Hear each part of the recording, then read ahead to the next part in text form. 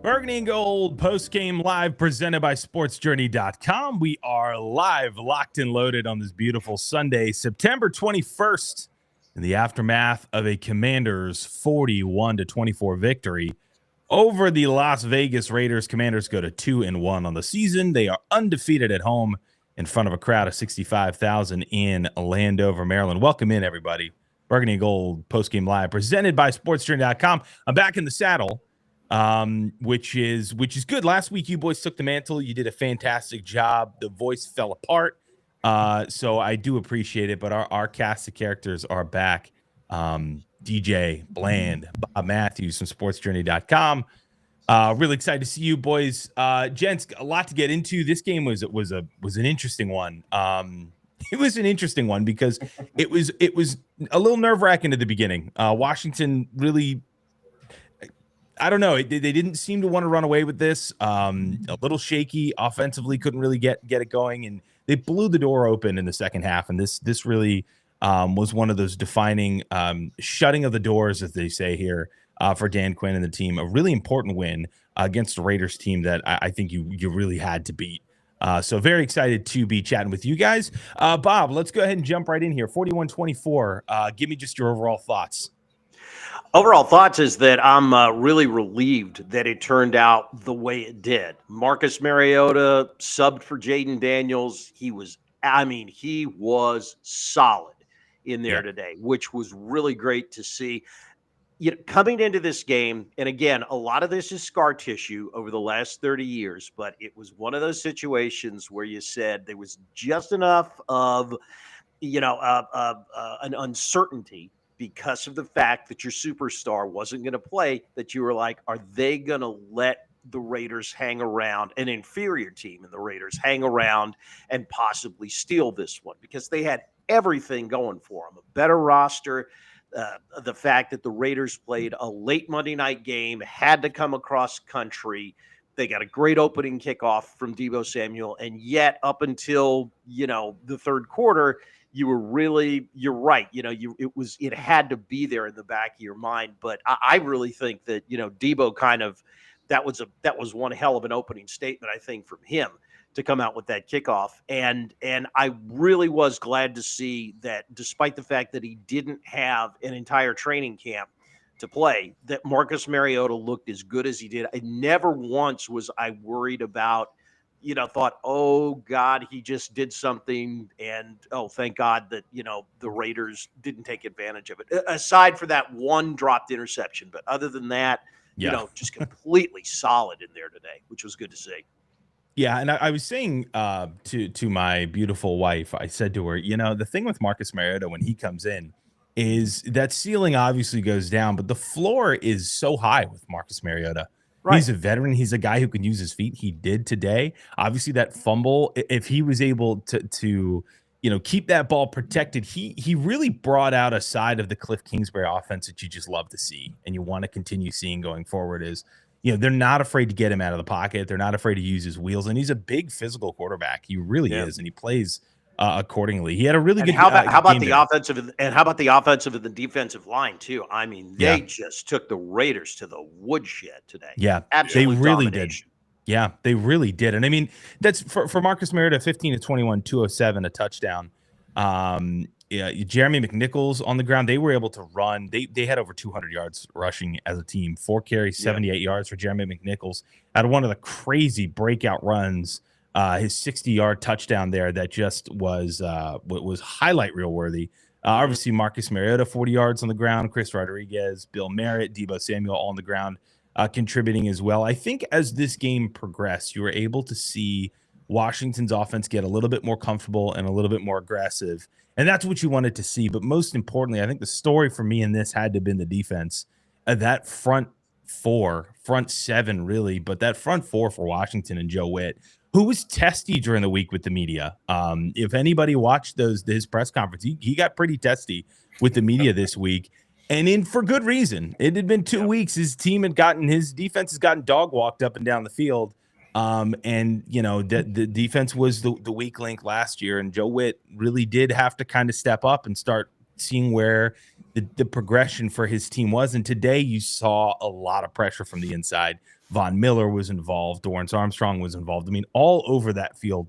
Geno Smith was just running for his life. So it was really good to see Washington able to kind of get their defense up and running. DJ, give me your thoughts on this one. It was good all three phases of the game. You saw Debo with the early, they really kind of set the tone with the early return. You saw the offense looked a little bit more sharp today. I expected this from Marcus. He's kind of taken the role of Geno Smith. Like this whole thing has kind of resurrected his career, and you see what really made him great in college. It's also his understanding too. I think his IQ is a lot more higher than it was, years ago. I didn't, wasn't surprised about what he did. It was nice to see them get the running game going. We know what McNichols and Bill can do. That's what's going to have to happen going forward. I liked how they use Zach Ertz. Not just with inside the numbers, but also outside the numbers. I know he's not like the most fast guy, but he does know how to get to the spot, and he does know how to catch the ball pretty well. And the defensive line, man, they only had to send 4. So it really says a lot about their attitude coming into this game. And they really needed to come in with that attitude after the performance that they had against Green Bay. And it's good that performance is going to stick in their craw a little bit. I mean, the Browns beat them 13-10 today, so that's going to stick in your craw a little bit. But it was nice to see them come out have an intention, bad intentions, I should say, and they made life hell, because I was beginning to think like Bob with this whole game. There's a lot of things we saw against Green Bay of the utilization of the tight end, and you talk about a guy and Brock Bowers, who I've watched since college, just the dominant guy. They had every opportunity to kind of use that blueprint to, take advantage of some of the things they saw on tape from the previous week. So it's clear that there were some adjustments made, and those adjustments needed to be made. And they've got to stick with that. These guys need to be able to play without thinking, reacting and not thinking. And you saw that towards the end of the game, a couple big plays with miscommunications. That's like, let's not overcomplicate this thing. I mean, we've seen this type of stuff before in the Ron Rivera era. Just too much going on. Just keep it stupid simple. You've got a great front seven that can get after it, and let those guys do what they do. That's what you drafted the young man for, and that's what you brought in Marshawn Lattimore for. And I know a lot of people will say, well, he's been getting beat, but like I said, I watched the tape last week, and he was in position. It just seems like everything has to do with his hips, and it just seemed like his hips were more worried about getting beat over the top. So when you're already leaning in that direction and that tight end makes a sharp turn to the out, well, he's having to recover. And now you're playing quarterback that understands to get the ball out. You're not playing some guy that, doesn't understand timing and rhythm, and, you're going to get beat. So let them guys do what you brought them in here to do. And I think if they can do that and continue to do that, this team's going to be able to dominate a little bit better. Yeah, speaking of the front seven, the Raiders offensive line gave up 20 pressures. 20 pressures out of the 29 attempts that Geno Smith had. So you talk about dominating. That was one of the best defensive, front seven performances out of the Commanders I've seen in a long time. Yeah, and they need it, and this is really for Washington going forward, especially when Jen Hale from Fox Sports was talking before the game about how Dan Quinn essentially said, look, if this was a playoff game, there's no way he's playing. We don't really have a timetable for his return. We're just going to see how this goes. With that in mind, as we go forward, I would not be surprised if some of the things I'm hearing, if Jaden is going to miss some significant practice time this week and might even miss another game or so. Like this is certainly on the table.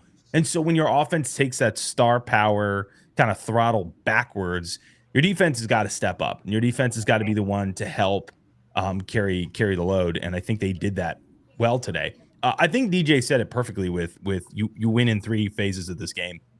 And I think it started with that opening kickoff with Deebo Samuel. setting that offense up for an absolute layup touchdown to open up the game. Jalen Lane with a kick return, a punt return, longest punt return in years for the team, but that was a house call for the rookie. And they're making up for the errors that are coming from the kicking game. And we can get into that a little bit later about the things we really didn't like about this game. But this was an absolute 3 phases win for Washington, and they were able to answer the call of the struggles that they were very obviously running into. The offense stalling out. Obviously, the Marcus Mariota fumble, the secondary giving up big play after big play in random times, and they were just able to respond as a group. So that was really, really good to see. Bob, let's start you off with things we liked about this game. What was the thing you liked the most? Love the front seven on the defense. I'd say I love the offensive and the defensive line because the offensive line played just as well. I mean, the holes and the push that they were getting there on the Raiders front was just outstanding. I'm a little, it's funny because I was looking at the in-game grades that PFF does. And I know, yeah, we say what we want about PFF and stuff, but I was looking at it and I was like, gosh, it seems like they've got some of these guys on the offensive line a little bit low the way they're grading, considering how, the running's going here. But then again, they're probably trying to look at it objectively. So, they know more about it than I do. But you can't discount just the incredible push that they were getting on the offensive line, and the fact that whoever was running the ball, it didn't matter because it was, they had 3 yards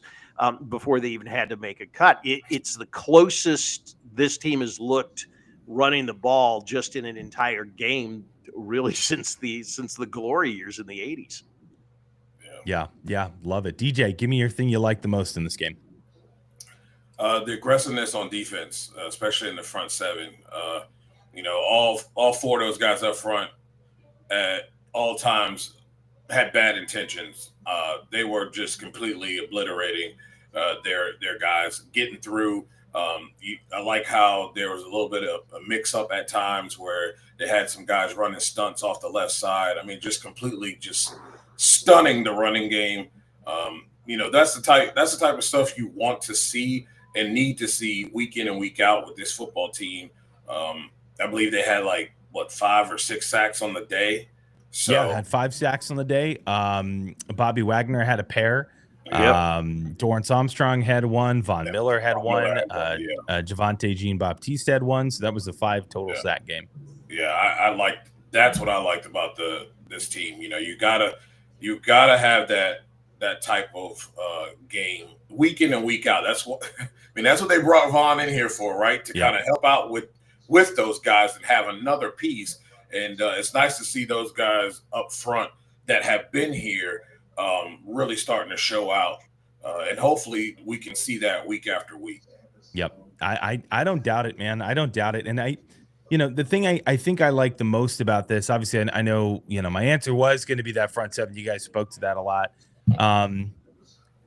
I'm going to go off the reservation. Are you ready for this? Thing I loved about this, I think was emblematic about the leadership of this team. I loved when Dan Quinn popped right up after getting completely floored. Yeah. By the way, I needed my guy. I really do hope they took him into the blue tent. He took a really serious hit there on a late shove. Marcus Mariota to the sideline, got up, bloodied and beaten, and stayed on that sideline and had his fist in the air with Matt Gay making a kick to walk off the first half. I just think that speaks so much to this culture that's being instilled. And you see how the guys all rallied around Dan Quinn on the ground. And this is kind of a funny semantics thing, right? These are grown men.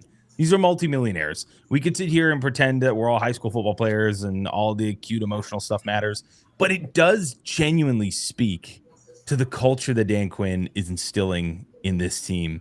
Right. When you see him get popped and you see guys just running around to check in on him and he's on the sideline and he's a football guy through and through. And I just thought that was so emblematic. And it seemed as if from that moment on going in to the first half locker room and then whatever team went in did not come out, because whatever team came out, it was a different team and they were able to really fire on all 4 cylinders. But, look, I'll say this.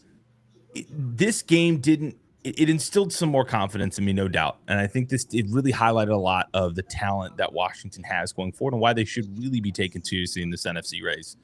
I had a lot of concerns watching the first half of this game, and I still have a lot of concerns coming out of this. But I don't want to forget that we're not very far removed from looking at a scoreboard and seeing Washington putting up 41 points is just anything other than a complete anomaly. And we're seeing this. Like, this is what this team is capable of doing with their backup quarterback putting up 41 points. Mm-hmm. That's a really big deal, and that should be lauded. So I think a lot to feel good about. I definitely feel pretty concerned about a couple things going forward, and we'll get into that next. But I'll go around the horn. I'll start again with you, DJ. Give me the thing you liked least about this game. It's got to be the kicking game, man. Like, yeah. I know he made one, but look, man, I need somebody, Adam Peters, whoever's responsible. I need somebody to call Younghoe Koo, okay, and bring him in as competition this week. And I say sign him, and let's see what we got here. Hey, look, Koo has had some issues within the dome or the new dome of the Atlanta Falcons, but I feel like there's a time where kickers are kind of messed with mentally, and we've seen it. We great example was Graham Gano. Dude was struggling here, and he's gone on and he's still doing great things here in the league. I think that's the place where Younghoe Koo started out. There's a lot of pressure there to be able to kick well, especially when you have a young quarterback and, you know, games are coming down to field goals, and he's just in a little bit of a slump. Let's take a flyer on the guy. This guy was money for a long time in Atlanta up until last year, where he started missing some big kicks. I think you take a flyer on him. What else do you have to lose? Because do you have to lose? Gay's doing it already. You know what I mean? And if he hadn't been a timeout, which I thought was stupid on their part, because he hasn't done well with making kicks from that long, they should have just let the man kick it. Well, he got a second opportunity. He was able to make it happen. But it's got to be the kicking game has got to get better. That can't happen, because there's going to come down to some field goals late, especially in these NFC matchups here that we have coming up. Yeah, no doubt. And to me, this is the thing that's been so frustrating has been the fact that this is so incredibly avoidable. It's just so avoidable. And to me, it's you're walking yourself into a situation where, you know, as a coach, this has been reported on. Like I've tweeted about this since training camp, that Matt Gay during training camp was missing kicks routinely. And this was something that people were noting. This is not new information for anybody out there who's been plugged in at all. And going into the preseason, it was a concern. And now going into week 3, this is still a concern. You can't afford in a league where the margins are so tight to be playing with this stuff. And they really should have Younghoe Koo at the doorstep at 9:00 tomorrow doing a workout for the team. He should be on the way right now. Correct. Because this is exactly right. To me right now, it's an unacceptable problem, and it's a very, very avoidable problem. And I'm really tired of watching this team. This seems like year after year continuing to make those same issues just completely forced.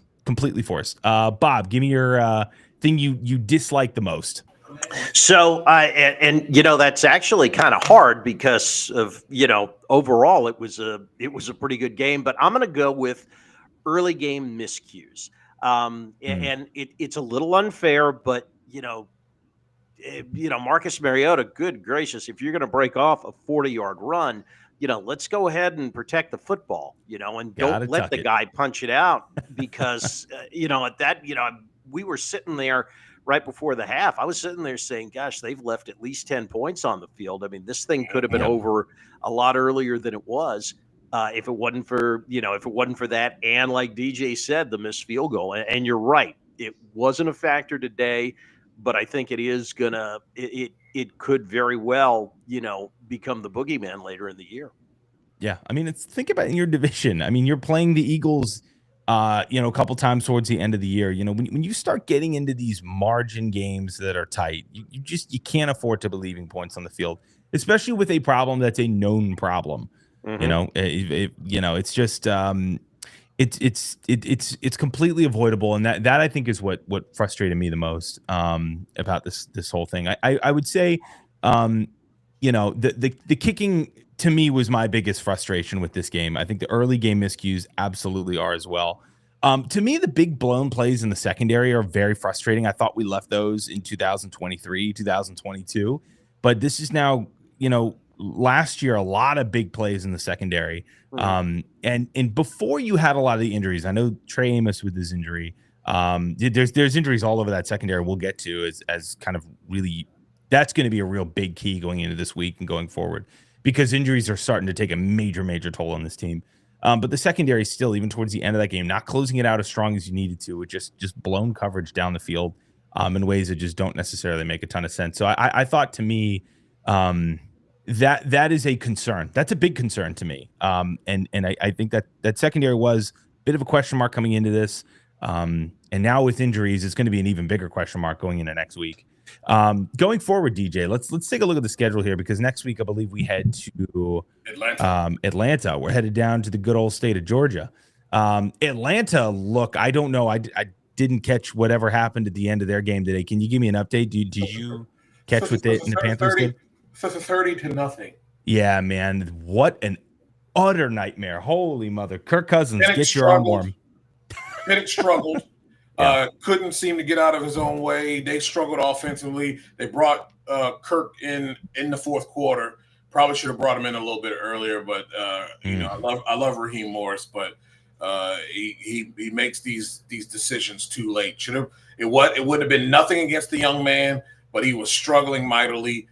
He should have been out of there long before they decided to make that pull. I mean, what his day was. His day was as far as a passer, it was not good. I'm trying to get these stats. Here we go. So he was 18 of 36 for 172 yards. His average yards per play was 4.78 yards. He had 2 interceptions on the day, a quarterback rating of 40.5. He was 50% in his completion percentage. This team didn't run the ball. They ran the ball pretty well with Robinson, 72 yards, 5.5. That's what he does. But if Washington takes that away from them, nobody else was doing anything. Let's just put it how it is against a Panthers team that, yes, has good defense, a good solid defense, I think, that's growing. Offensively, they struggle, obviously. I mean, but dude, they went to work.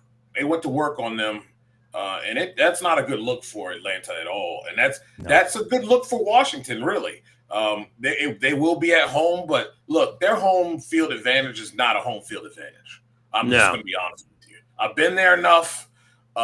I know that it's not a home field advantage, and as soon as things start going south, the Atlanta fans will let them know how displeased they are with their performance, and they can just unravel at that point. So, it's not they're not playing in Athens. No. This is a game that Washington needs to come out and dictate the pace of the game and make this young cat make some decisions that likely could go their way and get a couple INTs from it because they can stop the run well. We've seen that against some of the best. I mean, they did a pretty good job of it against Green Bay. Did a good job of it in the first game as well, and they did a good job right here. So, I mean, I think that's a game that you have to say that they can win that game, and I don't even know if you need JD to do it. Right, and this is going to be the question, right? I mean, look, I think the biggest concern for this team going forward now is going to be this injury report. Coming into this game, Washington was dealing with, obviously Jaden Daniels being out, Noah Brown being out, John Bates being out, Brandon Coleman was inactive, but it turns out reports are looking like he was just straight up beaten out for his job. Yeah. And Preston Smith was obviously inactive, but I think he's going to get ramped up this week, and I think we'll start seeing him in some meaningful play time in Atlanta. Yeah.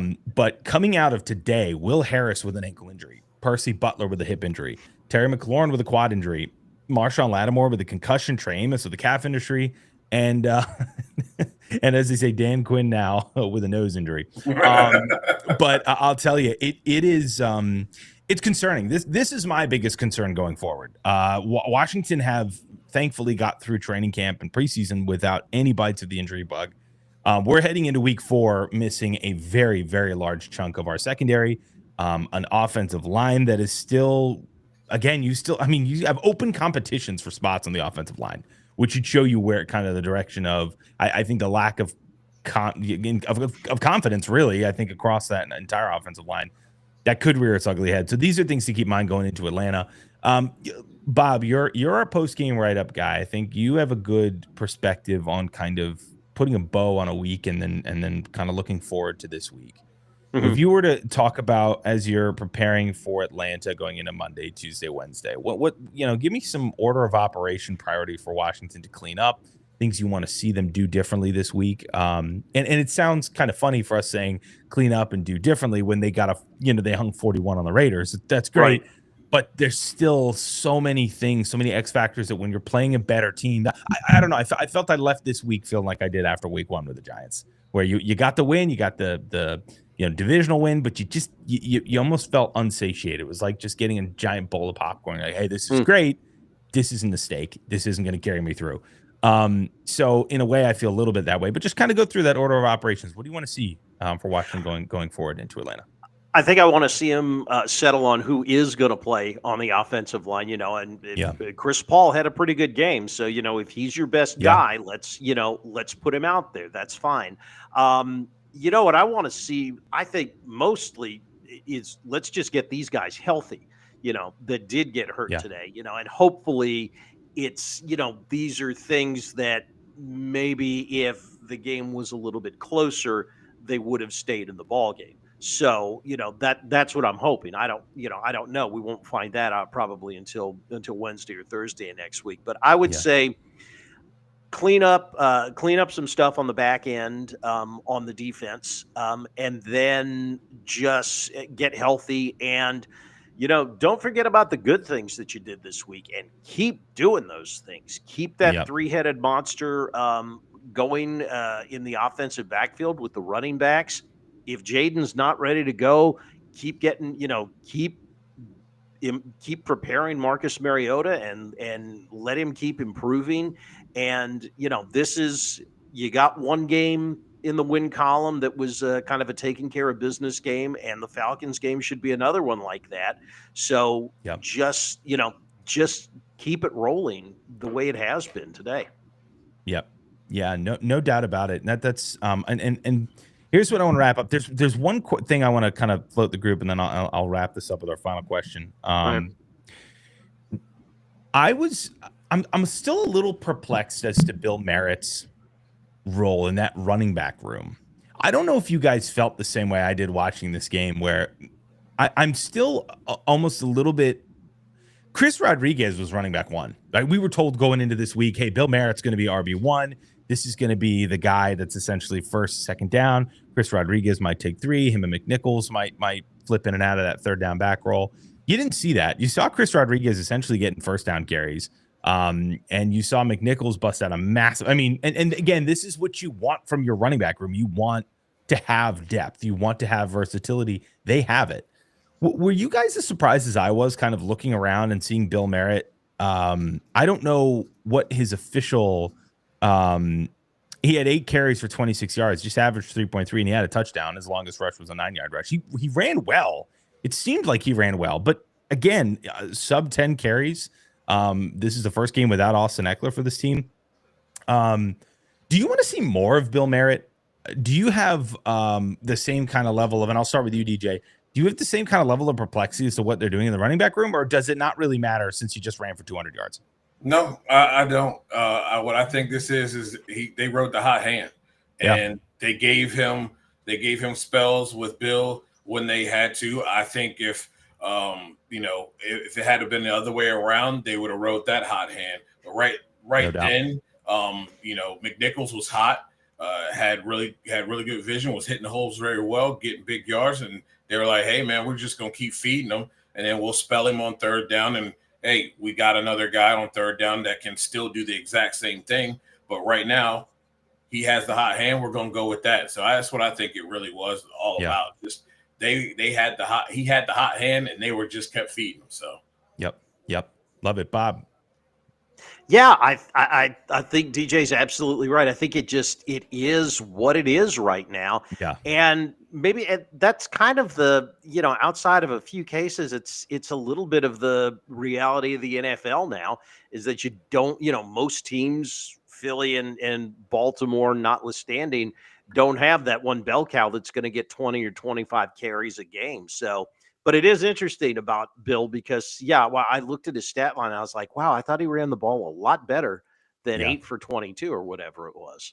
Yeah, that was my thought process, and I think I'm lockstep with you, DJ. I think, and this speaks to Chris Rodriguez. I mean, he is a bolt ball runner. He's a guy who instills a ton of confidence in that team, in the coaching staff, to be able to just give him the rock and run with it. So it really speaks to him, and I think he's earned every single snap he's gotten, and he continues to make the most out of them. I really think he continues to make the most out of them.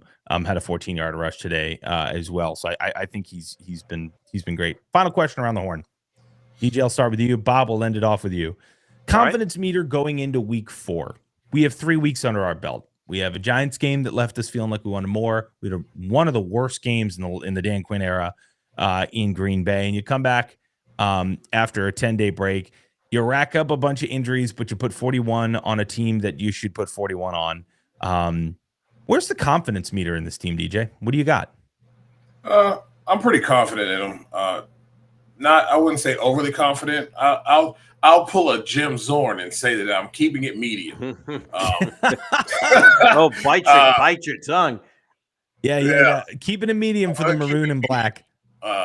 It's they've had some good moments. They've had some moments where you question things. They're going into I think another favorable game with the Atlanta Falcons, and then they'll go on the road to the Chargers, which is, the young man, the young rookie on, tackle there, right tackle is really experiencing the gauntlet right out of the gate. Yeah, baptism with by the fire. Giants, the Packers. Then you get Max Crosby with the Raiders. It might be a little bit better for him with Atlanta, but you've got those Georgia boys that are over there. And then you're going to go into another gauntlet with the Chargers. So, they just have to keep fighting. And I'm not too high, too low. Just going to keep it medium. Keep it medium, baby. I love it. I'll never forgive the man for calling the Washington Redskins home of the maroon and black. I mean, that was unfortunate. Easily one of the worst things it's just so bad. It's just so bad. What do they do on defense? I got to tell you, man, that needs to be a Netflix special. Really, just whatever 2009 was for the Washington Redskins should be a Netflix special. Oh, God have mercy. Bob, round us off, baby. What's your confidence meter going into week 4? All right. And by the way, if I suddenly disappear, I didn't bring my charger with me. So the battery is on about 15%, and it's an old battery. But I digress. My confidence level right now, I'm going to go about 6.75. I'm okay right now. I like it. Yeah. I think they're good enough to beat the teams like the Raiders in Atlanta that they should beat. I feel a lot better now that I've seen Marcus Mariota actually get some live action, because he didn't all summer long. So I'm okay, and I'm to the point where if they want to hold Jaden out for another week to give that knee a little more rest, I think that would be absolutely fine, because I think they can get along without him. And if, God forbid, they were to go down to Atlanta and lose, hey, they're still 2-2, and they'll have their superstar coming back, even though they got to go to the West Coast and play a team that, at least this second, looks like a real contender in the AFC. Yeah. Hold them out to Chicago. That's what I say. Yeah. That would not be a bad idea. This was the conversation, though, that I was having with fans who really seemed perturbed about the $8 million deal, the 1-year $8 million deal that Mariota got this offseason. It was one of the things that I had said was, this is the price for peace of mind at the quarterback position. You've got to have it. And especially, with the team that is competing, you don't get the luxury to just say, hey, if our star QB goes out, look at what happened to the Bengals today, right? You don't have the luxury of saying, if my star QB goes out, we're effed. You don't get that luxury. The backup quarterback spot is super, super important. And Marcus Mariota is worth every dime of that, because for Dan Quinn and for the fan base and for anybody to say, hey, if Jaden needs another week, give him another week. Give him another week and take it. He was anything but I really think he was anything but a problem today. I think he did tremendously well. He's a great mentor, a great teammate. Everybody in that building speaks so highly of him. And you can very obviously see why. So Washington going forward in Atlanta on the 28th. That is next week, a 1 o'clock kickoff in Atlanta. And then a 4:25 trip out west to the Chargers is on the docket next. So 2 road games to go. Washington will be hitting Dulles Airport a pair of times in the next few weeks. We'll be with you all the way through. I want to thank you guys again so much for tuning in. Wherever you are, drop us a like, drop us a subscribe. SportsJourney.com is where you can find all of our good stuff. DJ, give me in the lay of the land for you this week. Where can everybody find your work, and what are you up to, bud? Man, it's going to be it's a lot of racing, a lot of Jaguar stuff. We'll be putting up some stuff about the Bucks this week as well. It's going to be an interesting show on Tuesday. We're going to do a little bit of NFL. We're going to do a little bit of NHRA playoffs. So a lot of stuff going on. You can catch all that stuff at sportsjourney.com and at the Not Bland Show on YouTube. Yeah, it's going to be awesome. Bob, where can we get you this week? SportsJourney.com. We will have you some game wrap up here in a couple of hours as soon as we get our quote sheet from the PR department of the year, and no doubt more Commanders analysis on SportsJourney.com. And then if you'd rather watch it in a video form, just go to Commanders Daily on YouTube. We are there Monday through Friday with the very latest from practice every day. It is awesome. Bob does a great job. DJ, you do a tremendous job. And hats off again to both of you for being here. DJ, I know he had a long week at NHRA. DJ is actually, I was at a Sega event, Southeast Gas Association. So what that is it's basically a series that has cars that are based out of the 60s. So they're all gassers, different levels of, yes, it is the coolest thing ever. Wow. Yeah, it was a fun awesome. It was a fun event. It was wild too. Some guys went turtle and some guys tore up some stuff, but they were you could tell that we're getting close to the end of this season because the intensity was high. I love it, man. Well, you got very little sleep and you drove all the way back to be with us, so I'm very grateful for your time, man. You get a good rest in. Bob, you do the same. Catch us on sportsjourney.com, everybody. Make sure you are locked and loaded. These guys are all over the place. Giving you everything you need to know. So really appreciate you guys tuning in. Again, final score at Orlando, Maryland. Commanders 41, Las Vegas Raiders 24. Your Commanders 2-1, 2-0 at home this year, folks. Got to enjoy it while it lasts. Appreciate you guys tuning in. We'll catch you guys this week on sportsjourney.com. We'll see you next week on Burgundy and Gold Postgame Live.